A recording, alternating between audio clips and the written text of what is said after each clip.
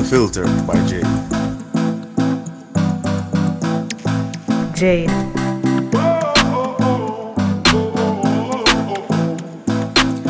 Welcome to the Unfiltered by Jade, where we educate, empower, and entertain. Feel free to like, share, subscribe, download, donate, and make everybody know about this.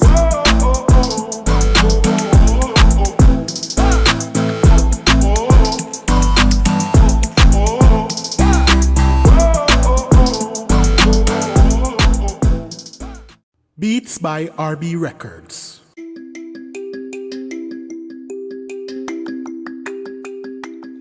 Shopping assistance, your style, your budget. Our services include online and local shopping for individuals and businesses, personal shopping, purchasing of company and office supplies, importing and exporting small packages across Jamaica and worldwide, and helping you find unique gifts and items for all events and occasions. Contact us at 876 919 5195 or shoppingassistance2015 at gmail.com. Shopping Assistance, your style, your budget. Welcome back to the Unfiltered by Jade. Today we have with us here Joan Hamilton, and she is a author of Josephine's Jamaican Journey Book 1 and Book 2. We're here to get into it. So we're going to be speaking about, some of the chapters because we don't want to speak about everything because the purpose of this is also for you to go and purchase the book. Right. So Joan, hi, welcome to the podcast. Thank you so much for having me, Jade. Lovely to be here. Yes, thank you so much for being here. I know we're going to have so much fun speaking about the book. So I read both books. Oh, nice. Thank you. Yes, they're good. They give a lot of backstory onto things that probably I didn't know when I used to live in Jamaica also. Yes. So time is telling with the age difference, but there's a lot to be learned, and there's a lot of the things that you had put up, including multicultural facets Yes.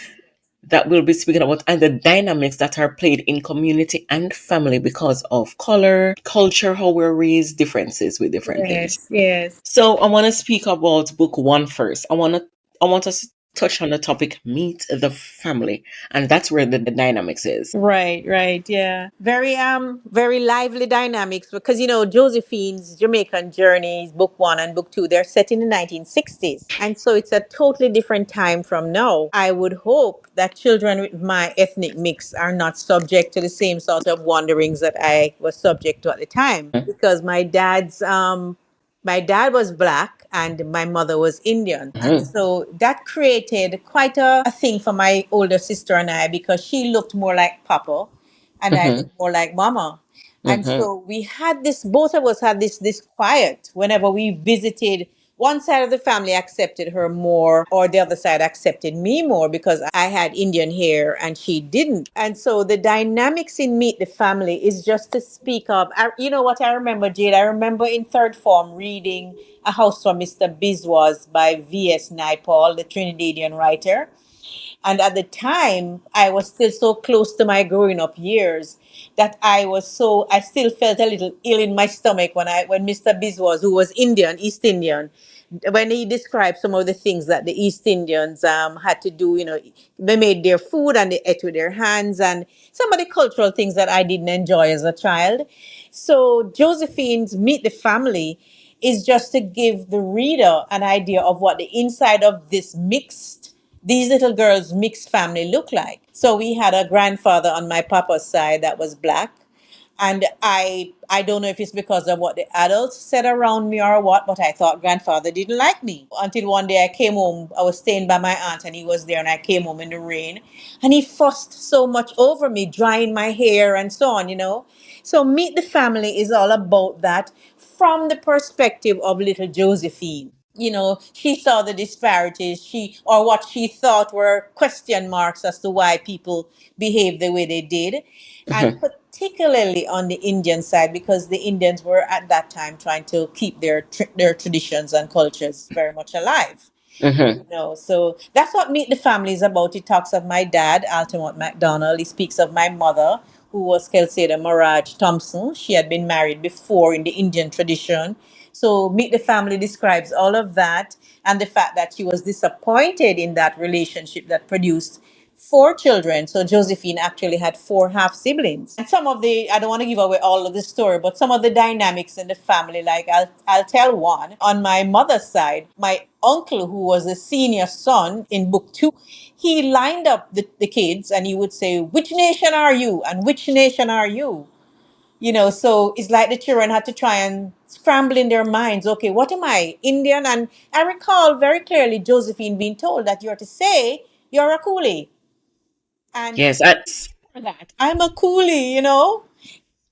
and the names that some of the names that you heard being called, Yes. those also suck. It, you know what it showed? It showed that people were not quite aware. I mean, they were aware. The mere fact that they used them and they said them, they were aware, but they did not also know the damage that it The can damage, cause yes. by using. Mhm. Thanks, Jade, that we weren't too scarred. Let's put it that way. My sister Yes, and I. yes. But the truth is, you were open to it, or it is that it was brought to you early on. So that's something that you recognized from early on in terms of the disparities where culture is concerned Yeah. and ethnicity is concerned and the color of your skin and what Yes. made you different. Those things were brought to you early. There were, and I think Josephine has a God given. So Josephine is the name I chose to give to the character because it's really me as a kid. Right. And my name is Joan, and people call me Joey.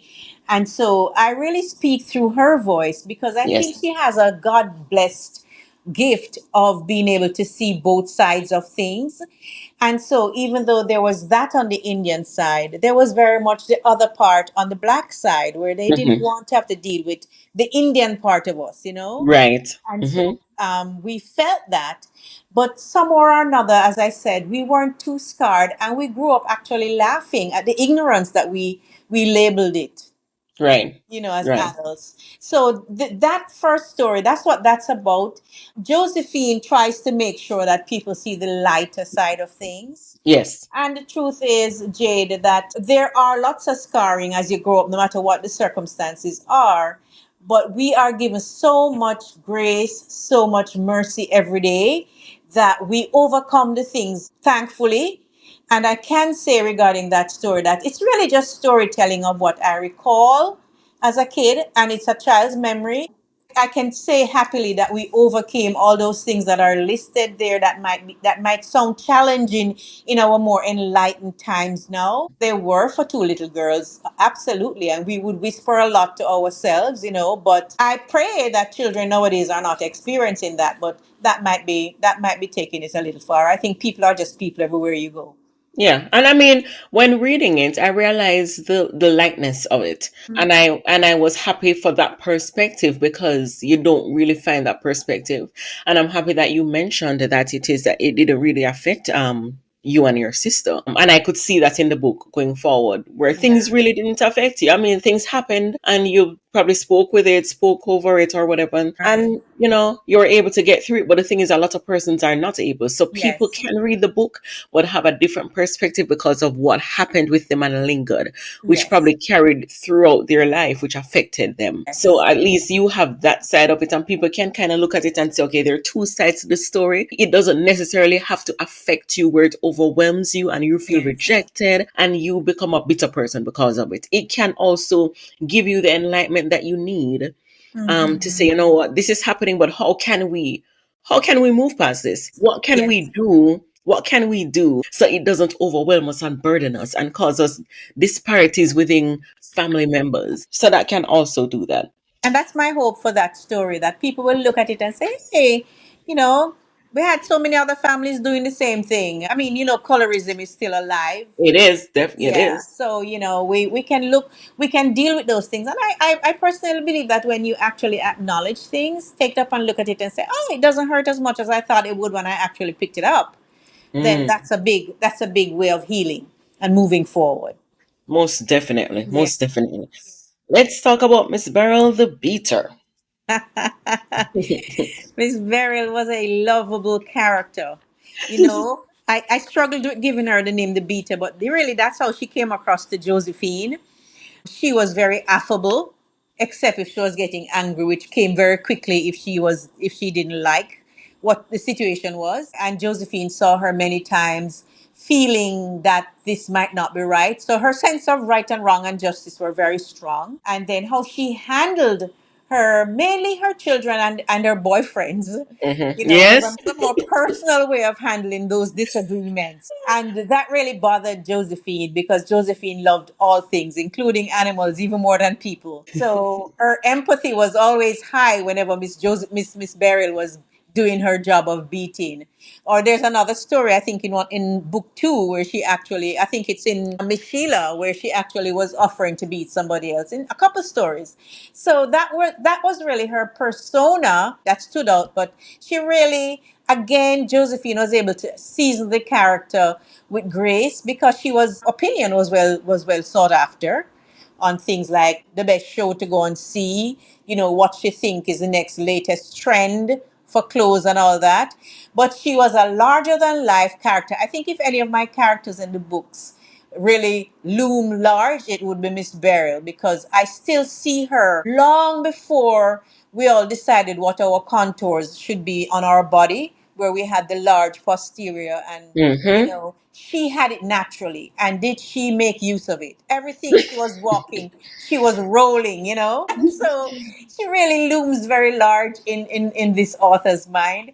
And I hope that when people read about her, they don't just see the name Beta, but they see that she was an all round woman. She was a businesswoman, she was a community leader in the yard. So she was quite a character in all the many facets that we as women can become. And she was Mm-hmm. a good friend to the ladies in the yard as well. Yes. I'm gonna echo that with you. Don't just see beta and think of abuser. Yes. Because reading it can also come across that way. But when you read about who she is, the truth is many of us have grown up with many individuals like that, right? Yes. And it's people that we respect and we look up to. But we know that they have that side that when it comes to certain things, they don't play. So you Yeah. know them as that. So that's basically who Miss Beryl is. Yeah, I'll remind the audience that we now have the benefits of knowing better. We know that there's emotional scarring that goes with our behavior. And Yes. so, as we have learned and we have evolved, we are more enlightened. And so, we do likewise. We do the same Yes. enlightened actions. Yes. Most likely. Most Yes. likely. Miss Sheila in relief. So when I wrote about Miss Sheila that day, these stories were written because I was homesick when I moved to Canada. So whenever I got homesick, I would write a story, and Miss Sheila was one of those that had me laughing because I remembered. You're too young to remember the jewelry of the 1960s. But in Jamaica, of course, wigs, because we're tropical, wigs is not like now where everybody have on hair. When you see a woman in the heat in her wig, she's different. She's been influenced Mm-hmm. from shores beyond ours. So, and she had on her 60s jewelry, and in the 60s it was a lot of very psychedelic colors in plastic, Yes. Plastic heavy jewels. plastic. And so Miss Sheila was just quite a character for me. I see her still coming down Anderson Avenue now with her heavy bag and sweating profusely. And one of the things that I really enjoyed about her, and I said to myself, her hair is always trying to escape from underneath the wig. But the good side of Miss Sheila, and that's why I write her in relief because I'm seeing so many facets to her personality. She was an entrepreneur. Yes, she was. And he had this saying that as kids we didn't really laugh at it, but as we got older, I realized what she was just dropping words on the other ladies when they can't pay the bill. When she come to collect the money, she'd be like, "Uno better than me, because uno have man and me don't have no man." She would say that several times during her visit to sell and to collect, because she would leave the things on credit and then come to collect. And if anybody couldn't pay, they would certainly get, "I don't have a man to look after me now, you have a man to help you." And of Mm-hmm. course, Josephine had to mention that, what Miss Sheila didn't realize is that even though all the women under the mango tree might have had a man, some of them were actually visiting men because Yes. that's how some of the relationships were. Yes. They were really the mainstay of those families because if they didn't go out and work, some of them doing days work and so on, you know, there the children would not eat because the men really were not the tower of strength. Providers, Yes. as thought they were. Yeah, yeah, that Miss Sheila thought. So she thought she was missing a man. And so it was quite, she was quite an hilarious, and she was beautifully made up, garishly, I must say, because the colors were not meant for black people again. Mm. So she is a fun character from the stories. I love how you also spoke about her when every time she comes, everyone comes around. Oh, It's something also to look up to as a woman who is making her own stride, yes, selling, yes, going around. She didn't have to do it. She went around in the hot sun, sweating, yes, trying to yes. sell to make a living for her own. It's a long time you have people, and I'm going to use this word loosely, hustling, Hustling, trying to hustling. make men's meat. Whether she had the right perception or not of other people, she was doing what she needed to do to Yes, get what she wanted to get in life. And yes. it showed that, to be honest, there's nothing really can stop someone from going and achieving what they need to achieve because she did it. Yeah, she was one of my first examples of what became known as, in the 70s we had what we called here in Jamaica the informal commercial, and Hmm. it created a whole new social class because those ladies went abroad and they shopped in Panama and Miami and wherever they could go to buy things and bring back to Jamaica. And Hmm. out of that sort of buying and selling, they were able to sell their children to better schools. They were able to move out of some of those tenement yards and buy places in Duane Park and Pembroke Hall. So they really did create a whole new social class. So kudos to all those women upon whose shoulders we all stand today. I remember Hmm. one of them particularly, she bought her husband a truck, and the truth is that he couldn't even drive the truck because he couldn't read. But Mm. she was just so ambitious that she saw for herself and she saw for him. Lovely. Yeah. Lovely. Big up Yes. all the women who are doing it, who are Yes. really doing it. Absolutely. We're going to jump to book two, Yes. Clash and Crash. That's one of my more nostalgic ones because it reminded me so much of my mom. You know, Mm. I think that's the one that talks about the women as they throw their partner draw and then how they look forward to going to buy what they wanted to buy once they And got you, that yep. draw. And your mom went to buy the thing and it fell. Yes, and Josephine and her younger sister and her older sister fighting over the bag. So Yep. and broke Mama's figurine. And I must tell you, Jade, that I had a love of ceramic chickens, and I didn't know where it came from. But it was your mom, though. It was yes, my mom. That memory stayed with me because I knew how hard she had worked for her partner draw. My mother actually furnished our rooms from throwing the partner. So she even I remember going with her when she took out her fridge on hire purchase. So I knew how difficult the things were for her, and I shared in her joy when she was able to achieve things. So when Josephine and Carla fought over the bag and they heard the clash and the crash, it was heartrending, and it Yes. means that. And as children, we both realized that we had actually tapped into an area of our mom's life that we impacted. But in the story, she said, "It's all right," because my mom was never a beat or anything. She says, "It's all right. When I cost life, no cost nothing." And I Yes. put that in the book because I think that's a good philosophy to have. But we felt really badly that we had costed her figurine. Yeah. Yeah.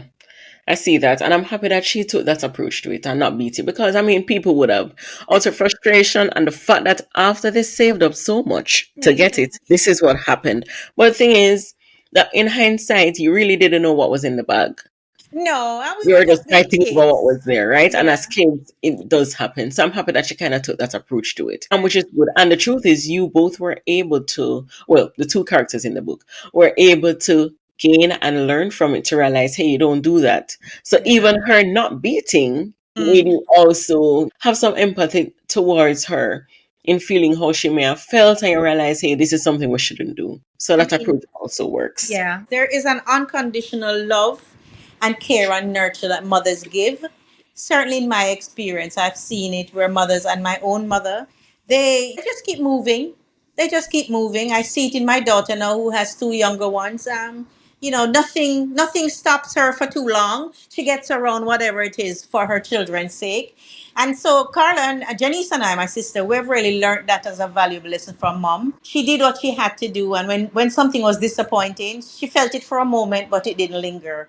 Yes. Love that. Love that approach. Senior son. Yes, senior son was the most difficult one of my stories to write because that's the uncle that I said was really trying to maintain his Indian traditions. And why it was difficult is that he really did have a side that not everybody liked, I dare say almost nobody liked, except my sister and I got to know him well enough. I think because of our Christian faith, we came to a point where we determined that we were not going to be in the crowd that was not in his corner. And Mm-hmm. so we set out to get to know him. We set out to love him. And it was not easy because he really, not sure if it's just the tradition or his personality, but he had some really not nice ways. But as we got to know him and loved him and he loved us, we found mutual respect. This is the same uncle that would line up the children and ask, "What nation are Yes. you?" Yes. And so we found mutual love and respect. That we knew he loved us as we got older. He only died in 2000, and so when he came to Jamaica to visit, it was a highlight of his year, our year, and we would get together and do things with him. And we had gotten to the point where when all the family they invited him to functions in the States because of his family, but nobody wanted to talk to him. And he would call Mm. me and tell me situations that happened, and he would seek my approval with how he handled it. Because before, he too didn't care that anybody spoke to him or reached out to him. But he would call me and when I was in Canada and said, "Joey, so and so happened, and this is what I said, and this is what I did. You wrong me?" That was usually his expression. I would say, "No, Uncle Keith, I think that was appropriate." But it was a very hard story to write because we tend to want to see and focus on the difficult parts of people's personalities. So that's where it really resounds most with us, how the person makes us feel. And Yes. so I had to garner everything, and I thank God for his love that undergirds me because at 17 years old, I decided I was going to reach out to him. And in my scared state, he had come to visit, and I was at my grandmother, and I pushed a track into his hands hurriedly, and I said, "Uncle Keith, when you get on the plane, read this." And he knew it was about Christianity, and he had always declared himself to be Hindu. Mm. And I think that moment started a relationship for he and I, and then my Yes. sister had her own moment with him. So it was a difficult story to write, but what was ironic is that he really was not a lovely person, but he was so handsome. Mm. And as a little girl, I couldn't look at him, Jade. I could not look at his face because all I saw was this monster, for want of a better word. Right. So he's an interesting character. Somebody read the book and tells me, I find your Uncle Keith really quite fascinating. There are people out there who they have this side to them that is so unlovable, yet there are aspects of them that you can learn to love. The problem with that is when I was reading it, I was saying something might have happened. You mean when he was younger? Yes, that had caused him to be this way. People don't just get up and be a particular way. Something has happened and they have become hardened because of it and they act out in a particular way because of it. And It's possible because he yeah, was the youngest. He was the senior boy in an Indian family, so he had the charge of looking after his mother, who became divorced from his father. His mother was my grandmother, and my grandfather, his dad was. So she had two sets of children with two Indian marriages. I was with the first, my mother, and his was with the second. And okay, so by the time her second husband left, or she left him because of abuse, Uncle Keith was thrust into taking responsibility. And I right, guess his personality being one of no nonsense, he had to keep the troops in line. And right, so, for instance, he didn't want his sisters to date dark guys. And my mother had Janice and I with a black man. And so, whenever Mama had a fuss with Papa and she went back home, because that's something that women did back then, she would pack up the two of us and go back to her mother. And I would hear him telling her, take the children back. He would call my father's name and come back. That's what he would mm, tell her to do. So he had to take some hard line because he was trying to maintain this tradition in the West that came from the East. right. Ultimately, he failed, but I think he thought it was his charge and mandate to do so. So he did it to the best of his ability. And he really managed to alienate everybody around him. Yeah. Sometimes culture is so embedded in us. Sometimes it causes more issues than not. Absolutely. Yeah. Yeah. And you have to see people rather than culture. You have to. I love Yes, that. You yes, have to yes. see people rather than culture. That's Yes, good. yes, That's yeah. good. Simeon was an angel. So Simeon was a senior sons. So Simeon was born in my grandmother's first marriage. So he and my mother were the two from the first marriage. So even though Keith was senior son, he was senior son in the second marriage. But Simeon would not have been senior son because he just had a personality that said, all I need to do is just here on earth. He had no intention of teaching anybody anything or reprimanding anybody. His idea was just love. Uncle John was like to me a monk from the old days. He just needed to have on his the habits that they wore. He did not speak harshly to anybody. He did not walk fast. He was a friend of all the neighbors.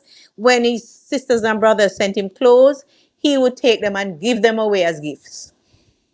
Because in his own words, he's like, "When me I do with so much shirt, Joe? Me no need so much shirt." Because my grandmother would complain to me that he's giving away the clothes. And I'd say, "But Uncle John, don't give away everything." But he says, "But I can't wear more than one at a time." I'll tell Mm. you what's interesting because he has, I think, if anybody has impacted me most, it's my Uncle John. Don't get me wrong, I do have more than I need to wear. But very often I get quite stressed when I see more shoes in my closet than I can wear, or if I don't wear something in 6 months, out it goes. Yeah.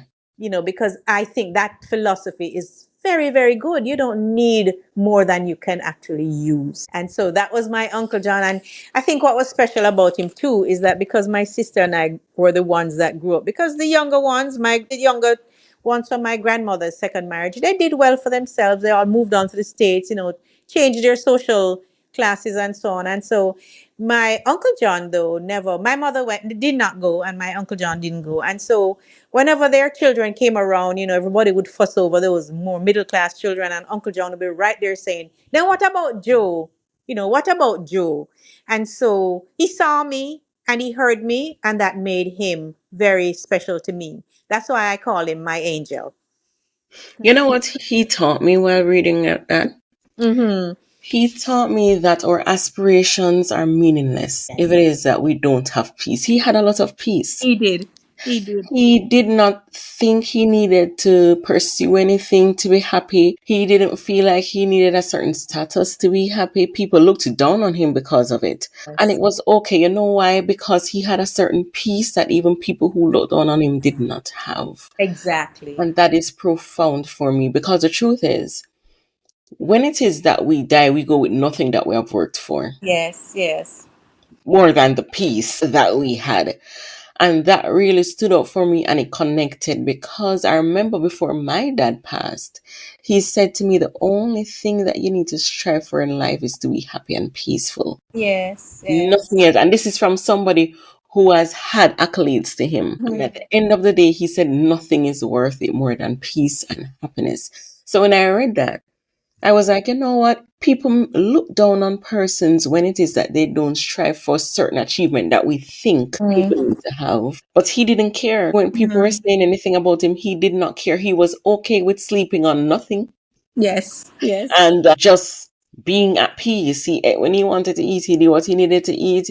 People would quarrel. He didn't pay much mind. He was just peaceful, and that is something that I think people need to achieve. It's not something that we look upon and we strive for, and everybody wants it. Nobody says what I want to be in life is to be peaceful and happy. Nobody says that. We talk about our accolades. We want to have this. We want to Yeah. accomplish Yeah. this. But that's what it brought forth from reading about him. Yes, I agree. He really lived contentment and the peace. And if you walked into a room and he knew you, he made you feel special. Yeah. Just the look on his face. And so long before I even thought of any of my stories, what the year when I wrote about Uncle John, and I've had to build on it since, bring more memories in. I'd actually done up a scroll and sent to everybody because they all loved him so much, the ones who lived abroad. Because even when he was telling you that you were fat, you felt loved, because he just spoke from a heart that was so pure. So that's my Uncle John, and I call him my angel, and I do believe that that's who he was for me. Yeah. I Yeah. love that. I love that. Joan, I want you to tell us why should persons purchase it? Okay, my stories are short, so they're easy to read. I think more than anything, as I've worked on them and now have them published, they served me well when I was homesick because they brought me right back to my homeland, to the things that I enjoyed, and I remembered how much I enjoyed them. So the first thing is that they're so nostalgic. They take you down memory lanes that you don't mind rambling down. And they're funny. The older folks that have read them, I hear that people are laughing out loud because some of the stories are so funny. And so it's a good recall of Jamaica back in the 60s. People have told me that when they come here, they want to go to the Coronation Market. And I remember the excitement of being in the market. It's one of those places that should be on our, when you go and you take a tour of any city, the Yeah, that bustling should be. market. We need to make sure we have on our sneakers and put our money in our pants pocket, and we Yep. just go browsing through the market to get that air of what Yes. is truly the market in Jamaica. And Yes. so I think the recall, the memory, the nostalgia, the whole reminiscing avenue of our lives become open when you read these stories. They're good for reading, for introducing your grandchildren and your children to they've lived abroad, and so now they can actually get from a little girl's eyes some of what happened here when she was growing up. I've been doing Read Across Jamaica, and my daughter actually went and did two schools for me on Read Across Jamaica Day because I wasn't able to go myself. And she had one group of 85 and one of 65. And somebody who went to just to keep her company said, Mrs. Hamilton, the kids wouldn't let her stop reading the stories. They're enjoyable stories, so they're good for reading for pleasure, and they're good for reading for information, and they're good for Jamaican cultural reading. So I would Yes. say there's a whole slew of reasons why it's just good to have these books. They make good presents for people who live abroad because Mm-hmm. they get a chance to say, oh yeah, I remember this. Just generally, I actually think that these books, and I have book three in the works. I actually think that these books will become iconic to our Jamaican landscape. That's how Yes. I now view them. That's the word from the Lord that I've received, and so that's why people should buy them because there's a few original copies out there still in certain stores somewhere. So I Lovely. think so. I think so. I think it's a great read. I think it's Yes. something that people can learn and the different you also highlight the different terms you use so people can be familiar with it or people can remember them and say, "Oh yes, that's what we used to call those things." Yes, the Or certain glossaries. things. Right, you can look Yeah. back at it. So I think it's a great book. I think especially during certain times. I think people need to read it for history also in Yes. terms of Jamaica. And I think it can also be used in books for Yeah. schools. We're actually getting them into the libraries across the island in a little while. Lovely. It's a Lovely. project that I'll be working on soon because they want to get them in. And so Nice. they will become reading material for all the kids throughout the island Nice. as well.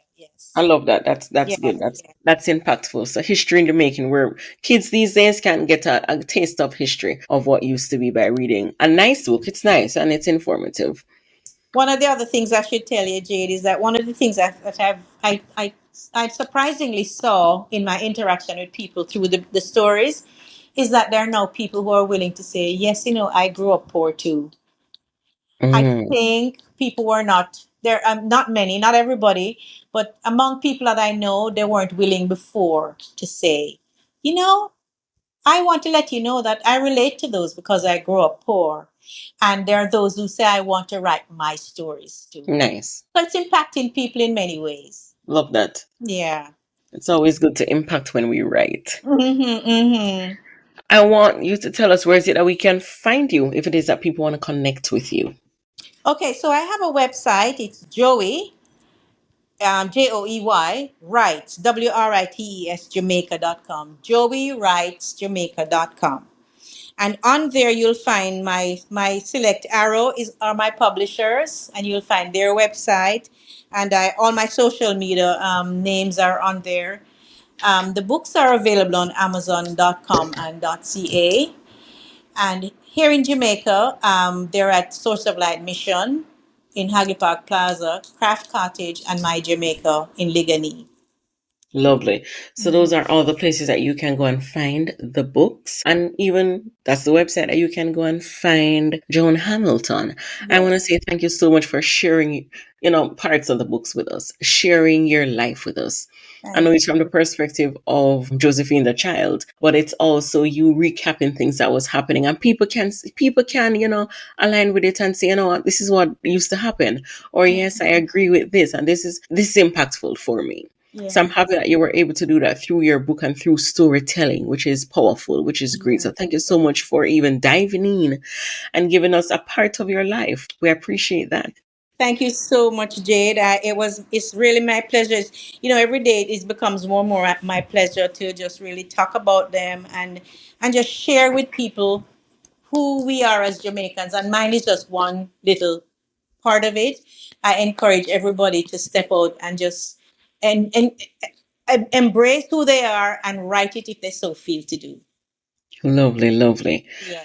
So thank you so much again. And I want to thank you so much to my listeners on the Unfiltered by Jade. And we'll be back next week, Tuesday. Thank you.